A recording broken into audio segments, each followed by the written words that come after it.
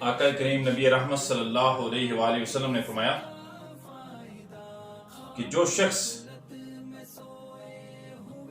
دنیا میں زبردستی جبرن یعنی ظلم کے ساتھ ایک بالشت زمین کسی کی قبضے میں کرتا ہے، اللہ تعالیٰ قیامت کے دن 7 زمینوں کا توق اس کے گلے میں ڈالے گا۔ وہ بیوہ عورت قاضی کے پاس جاتی ہے، اپنا مقدمہ قاضی کی عدالت میں پیش کرتی ہے، اسے اپنی ساری روادات سناتی ہے۔ قاضی بڑا عقل مند تھا، تو جب دیکھا بادشاہ محل میں پہنچ چکا ہے، وہ محل کی دیکھ بھال کر رہا ہے، باغات کو دیکھ کر خوش ہو رہا ہے، درختوں کو دیکھ کر بڑا خوش ہو رہا ہے، تو قاضی نے آداب عرض کیا، سلام کیا اور کہنے لگا کہ اگر جان کے امان پاؤں تو یہ جو مٹی ہے یہ آپ کے کسی کام کی نہیں ہے، لیکن میرے کام آ سکتی ہے۔ اگر آپ اجازت دیں تو میں اس مٹی کو اپنی بوری میں بھر دوں۔ موقع مناسب تھا۔ اب خلیفہ نے کہا کہ یہ بوری اٹھانے میں، میری سواری پہ لادنے میں آپ میری مدد کیجیے، مجھ سے اکیلے یہ مٹی کی بوری اٹھائی نہیں جاتی۔ اب لوہا گرم تھا، اب وقت آ گیا تھا کہ قاضی اب چوٹ مارے۔ اب قاضی نے بات کی،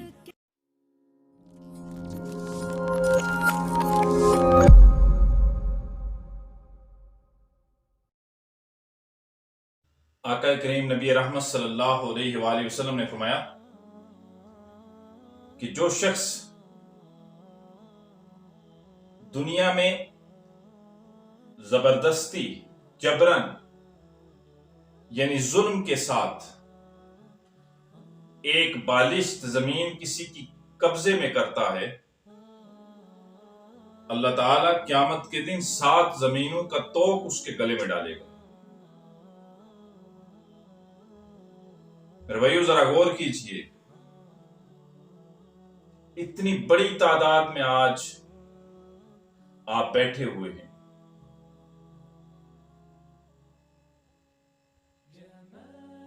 ایک بالشت یہ اگر اتنی بھی کوئی جبرن زمین اپنے قبضے میں کرتا ہے تو اللہ تعالیٰ حشر کے دن 7 زمینوں کا توق اس کے گلے میں ڈال دے گا۔ وہ ضعیف انسان جو چند من وزن اٹھا نہیں سکتا، 7 زمینوں کا وزن کیسے اٹھائے گا؟ 7 زمینوں کا توق حشر کے دن کیسے اٹھا سکے گا؟ وہ کہا جاتا ہے نا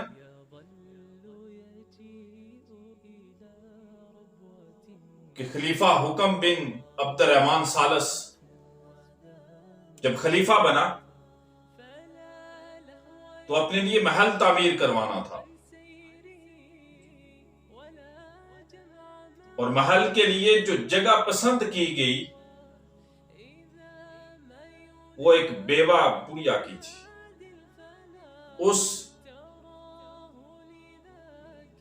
اس جگہ پر اس بڑھیا کی جھونپڑی بھی تھی۔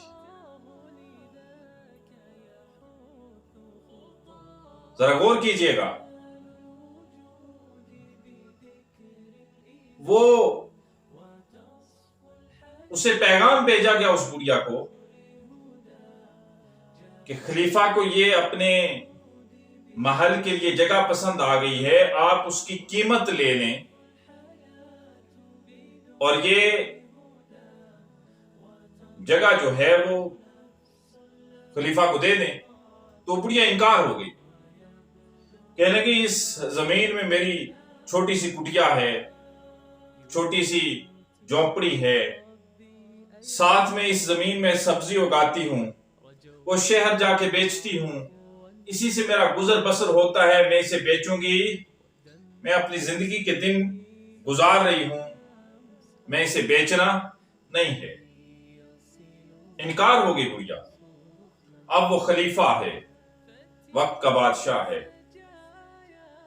خاموش ہو جاتا ہے، لیکن جو اس کے مشیر ہیں نا، وہ اسے مشورہ دیتے ہیں کہ آپ تو بادشاہ ہیں، آپ تو خلیفہ ہیں، آپ کو اجازت کی ضرورت کیا ہے؟ یہ سارا کچھ تو آپ کا ہی ہے۔ میرے بھائی، مشیر ہوتے ہیں نا ایسے مشورہ دینے والے۔ آپ کو کون روک سکتا ہے؟ آپ محل کی تعمیر شروع کروائیں، آپ اجازت دیں، آپ حکم دیں، محل تعمیر ہو جائے گا۔ خلیفہ نے حکم دے دیا، محل کی تعمیر شروع ہو گئی۔ وہ بیوہ عورت قاضی کے پاس جاتی ہے،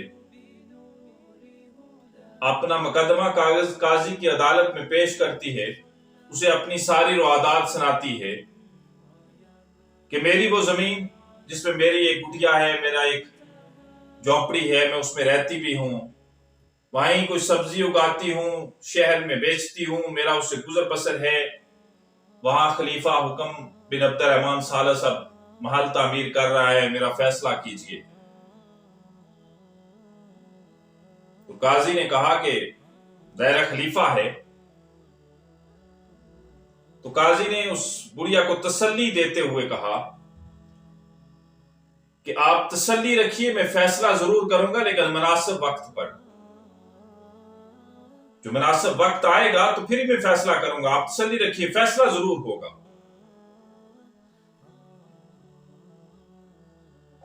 قاضی بھی تو تھے نا۔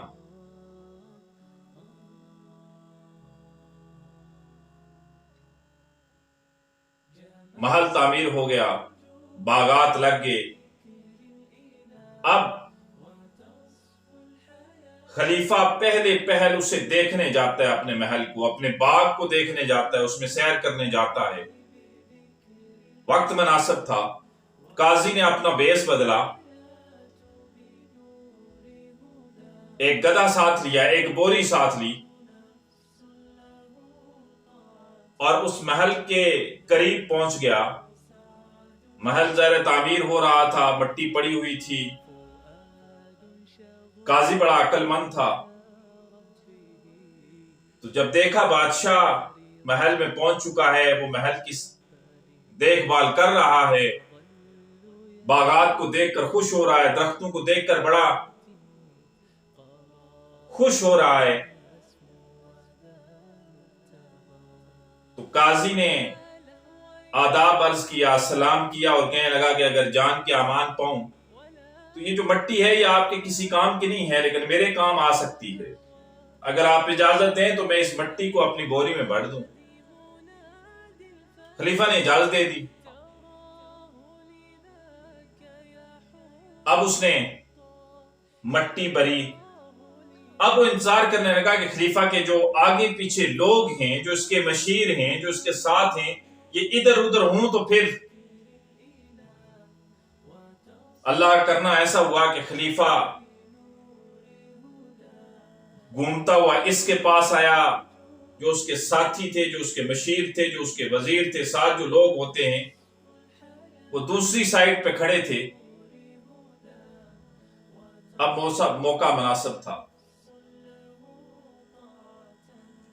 اب خلیفہ نے کہا کہ یہ بوری اٹھانے میں، میری سواری پہ لادنے میں آپ میری مدد کیجئے، مجھ سے اکیلے یہ مٹی کی بوری اٹھائی نہیں جاتی، آپ مدد کیجئے، میں اٹھا کے اسے اپنے گدھے پہ رکھ دوں۔ تو خلیفہ نے جب ہاتھ رکھ کے اٹھانا چاہا نا،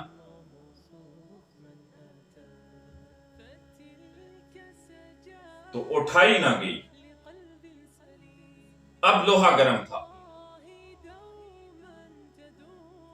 اب وقت آ گیا تھا کہ قاضی اب چوٹ مارے۔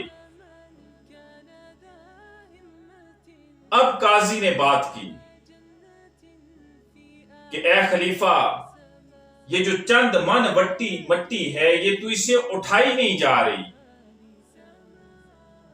یہ تھوڑی سی مٹی، اس کا وزن تو اسے اٹھایا نہیں جا رہا۔ حشر کا دن ہوگا، اللہ کی عدالت ہوگی، اللہ اپنے عرش پہ جلوہ افروز ہوگا، اور یہ بڑھیا اس وقت اللہ کی عدالت میں یہ مقدمہ لے کے آئے گی کہ جگہ میری تھی، اس پہ محل حکم بن عبد الرحمن سالس نے تعمیر کیا تھا زبردستی۔ بتا وہاں کیا جواب دے گا؟ وہ عدالت ایسی ہوگی کہ وہاں انصاف ہوگا۔ یہاں یہ چند من مٹی تو اسے اٹھائی نہیں جا رہی، 7 زمینوں کا توق وہاں کیسے اٹھائے گا؟ خلیفہ پہ اس بات کا ایسا اثر ہوا کہ اس نے اسی وقت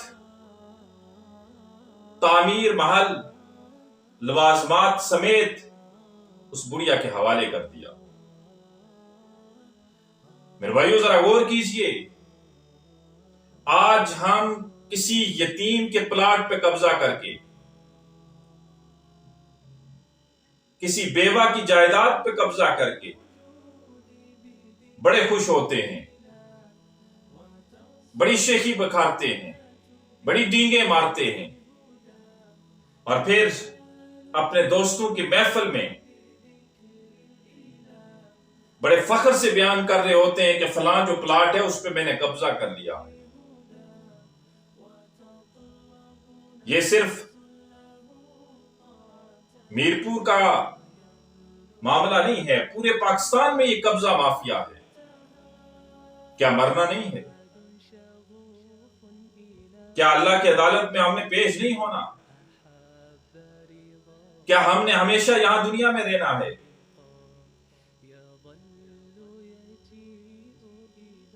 کیا ہمارے لیے موت نہیں آنی؟ کسی کے پلاٹ پہ قبضہ کر کے کتنا کما لیں گے ہم؟ یہاں تو ہم زبردستی کر لیتے ہیں، سینہ زوری کرتے ہیں، یہاں عدالتوں میں کیس چلتا ہے تو رشوتیں دے دیتے ہیں، قلم خرید لیتے ہیں، لیکن ایک عدالت اور لگنے والی ہے جس میں سینہ زوری نہیں چلنے والی، جس میں رشوت نہیں چلنے والی، جس میں انصاف ہوگا۔ میرے بھائیو، زندگی کا پتہ نہیں ہے، ایک بات اپنے پلے سے باندھ لیجئے